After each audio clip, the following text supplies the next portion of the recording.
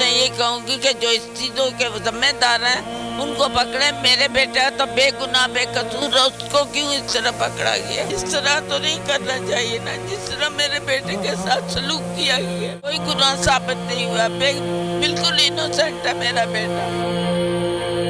जो निजाम है वो कुफ्र का तो चल सकता है मगर जुल्म का निजाम नहीं चल सकता। शोएब शेख साहब का दिन के उजाले में अगवा जो है आजादी इज़हार राय पर दहशतगर्दी है, शदीद हमला है।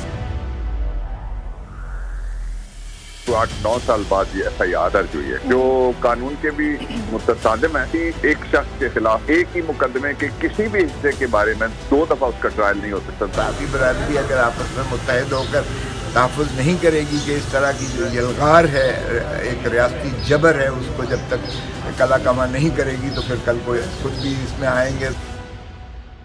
ये इसलिए हो रहा है कि वो आज़ादी अदलिया के लिए वो खड़े हैं और जो काम कर रहे थे, और आज़ादी सहाफ़त जो होती है वो आर्टिकल 19 प्रोटेक्ट करता है, लेकिन ये इस तरह से आवाज़ नहीं दबाई जा सकती। कोर्ट ये कहती है FIR अगर डिले हो जाए तो वो FIR के कोई बटन नहीं रहेगा, कोई चीज जो एलेज की है वो भी नहीं रहेगी। तो गवर्नमेंट जो है वो कोई न कोई तरीका या हरबा इस्तेमाल करेगी अब बोल को खामोश करने के लिए और शोएब को खामोश करने के लिए। जो निजाम है वो कुफ्र का तो चल सकता है मगर जुल्म का निजाम नहीं चल सकता।